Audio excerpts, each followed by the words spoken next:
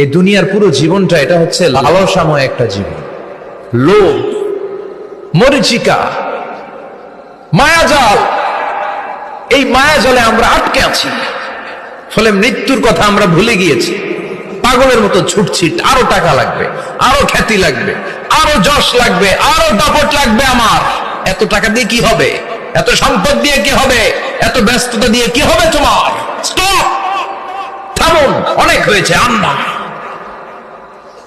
থামুন, take a rest and think about death. Think that you have to go back to your Lord. একটু বসেন না, একটু ভাবেন যে আমাকে চলে যেতে হবে, চলে যেতে হবে। এই কোলাহল, এই ব্যস্ততা, এগুলো থাকবে, থাকবো না আমি। সাইয়েদনা ওমর ফারুক বলেছেন, মুতু ক্বাবলা আন তামুতু, মরার আগে একবার মরো। হাসিবু ক্বাবলা আন তুহাসাবু আলাইকুম, তোমার হিসাব নেওয়ার আগে তুমি একবার নিজের হিসাবটা করো না।